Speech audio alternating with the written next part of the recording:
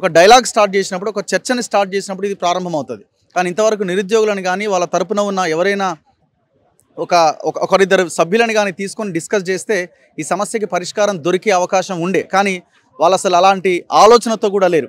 So నా ముందు చాలామంది గ్రూప్ 2 ఆస్పిరెంట్స్ ఉన్నారు. వాళ్ళతో మనం ఒకసారి డిస్కస్ చేద్దాం. మీరు ఎందుకు వచ్చారు ఇక్కడికి, ఏం చేద్దామని వచ్చారు? పోలీసులు పెద్ద ఎత్తున ఉన్నారు ఇక్కడ.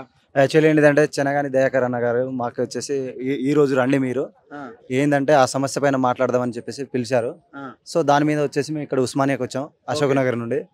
సో మా రిప్రజెంటేషన్ ఇద్దామనే లోగా అన్న వచ్చేసి వాళ్ళ యొక్క ప్రభుత్వం సైడ్ నుండి కేటీఆర్ని విమర్శించడం వల్ల పోలీసులు పట్టుకెళ్లారు.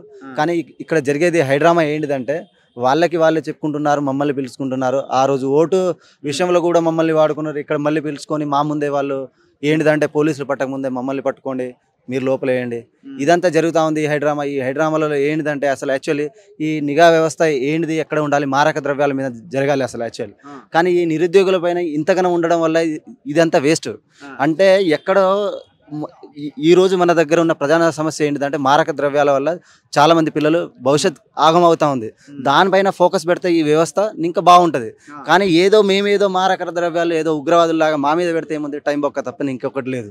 సో దానికి ఏంటిదంటే మళ్ళీ మేము ప్రధానంగా చెప్పడానికి ఎందుకు వచ్చామంటే మాకు ఇప్పుడు గ్రూప్ 1 క్వాలిఫై అయ్యాము, మళ్ళీ యాజ్ ఇట్ ఈస్గా డిఎస్సి ఉంది, ఇప్పుడు యాజ్ ఇట్ ఈస్గా మాకు గ్రూప్ 2 ఉంది. అంటే ఈ 3 ఎగ్జామ్లను ఎలా రాయగలం ఒకేసారి? సో మాకు ఏంటిదంటే గ్రూప్ 2కి కొంచెం డిసెంబర్లో వేస్తే కొద్దిగా గడువు ఇస్తే అప్పుడు ఏంటిదంటే మాకు రాసుకునే వెసులుబాటు, అంటే గ్రూప్ 1 రాసుకోవచ్చు, ఇక్కడ గ్రూప్ 2 కూడా రాసుకోవచ్చు. అదేవిధంగా ఏంటిదంటే డిఎస్సి వాళ్ళకి కూడా కొంచెం టైం అయిపోయింది కదా, అక్టోబర్లో ఉంది కదా మెయిన్స్. యాక్చువల్లీ ఇప్పుడు ఎస్ మీరు ఎగ్జాక్ట్ కరెక్ట్ పాయింట్ అడిగారు. ఇప్పుడు గ్రూప్ 1 అక్టోబర్లో ఉన్నప్పుడు ఇక్కడ ఏంటిదంటే ప్రధానంగా గవర్నమెంట్ తెలుసుకోవాల్సింది ఏంటిదంటే జూన్ 9కి వేసినప్పుడు అక్టోబర్ 21కి ఎందుకు ఇచ్చారు మీరు అంటే అది ప్రిపేర్ అయ్యే విధానం అంతా టైం పట్టుద్దని కదా.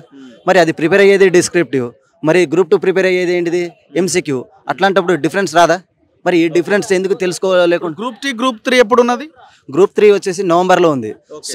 గ్రూప్ 2 సేమ్ సిలబస్ కదా, గ్రూప్ 2 అండ్ గ్రూప్ 3. పేపర్లో డిఫరెన్స్ అంటే 3 సేమ్ ఉండదు కానీ సిలబస్ సేమ్. రెండిట్లో ఒకవేళ పెడితే ఆ 2 దగ్గరగా పెట్టవచ్చు. 2 దగ్గరగా ఒక 10 days 15 days 20 days గ్యాప్ లో మీరు పెడితే, ఇప్పుడు గ్రూప్ 1 నేను క్వాలిఫై అయ్యానండి, నేను గ్రూప్ 2 రాసాలి. ఇప్పుడు ఆగస్టు 7-8 మీరు పెట్టారు, డిఎస్సి 5వ తారీఖు ఉంది, జస్ట్ ఒక్క రోజే గ్యాప్, అది మీకు కూడా తెలుసు. ఒక్క రోజే గ్యాప్ లోనే గ్రూప్ 2 రాసిన తర్వాత మేము దేనికి ప్రిపేర్ అవుతాం? గ్రూప్ 2 వస్తుందో రాదో అని ఒక డౌట్. అది వస్తుందని గ్యారంటీ ఉండదు, ఏదైనా గ్యారంటీ ఉండదు. అది వస్తుందో రాదో అని గ్యారంటీ ఉండదు. మేము దేనికి ప్రిపేర్ అవుతాం? మళ్ళీ గ్రూప్ 3కే ప్రిపేర్ అవుతాం. గ్రూప్ 1 రాయలేం కదా, గ్రూప్ 1కి మేము ప్రిపేర్ అవ్వలేము. అదే మీరు డిసెంబర్లో పెట్టిరనుకో, ఇప్పుడు ప్రెసెంట్ గ్రూప్ 1కి చదువుతాం. ఏది 3 months గ్యాప్ ఉంది కదా, నేను గ్రూప్ 1 క్వాలిఫై అయ్యాను, 3 months నేను గ్రూప్ 1కి ప్రిపేర్ అవుతాను. తర్వాత ఇంకో 1 month గ్యాప్ ఉంటుంది. ఆ 1 monthలో నేను గ్రూప్ 3 సేమ్ సిలబస్ చదువుకొని రివిజన్ చేసుకుంటా. ఇంకో 1 monthలో 15 daysలో గ్రూప్ 2 పెడితే మళ్ళీ గ్రూప్ 2కి ప్రిపేర్ అవుతాయి. అంటే గ్రూప్ 1, 3, 2 ఈజీగా రాసుకుంటాను నేను. ఇప్పుడు రాయడం వల్ల నేను గ్రూప్ 1 లాస్ అవుతున్నా. డిఎస్సి వాళ్ళు దగ్గర ఇప్పుడు చాలామంది నా ఫ్రెండ్స్ కూడా డిఎస్సి వాళ్ళు ఉన్నారు. వాళ్ళు డిఎస్సి రాసిన తర్వాత గ్రూప్ 2 ఎలా రాస్తారండి ఒక్క రోజు గ్యాప్లో? ప్రభుత్వం కూడా ఆలోచించి ఈ గ్రూప్ 2ని ఎలాగో ఆ రోజు మోతిలాల్ అన్న కూడా మనకు నిరాహార దీక్ష చేసినప్పుడు బల్మురి వెంకట్ గారు, రియాజ్ గారు వచ్చినప్పుడు కూడా మేము ఖచ్చితంగా గ్రూప్ 2, గ్రూప్ 3కి నేను పాజిటివ్గా ఉన్నామని చెప్పారు ఆ రోజు కూడా. దాన్ని మీరు నిజం చేసుకోండి.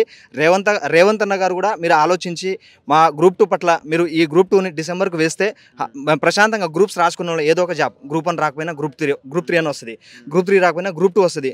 మా భవిష్యత్తుని మీ చేతిలో పెడుతున్నాం. మీరు ఖచ్చితంగా ఈ గ్రూప్ 2ని ఖచ్చితంగా మీరు డిసెంబర్లో నిర్వహించగలం. మా ప్రధాన డిమాండ్తో ఈ రోజు వచ్చినాం.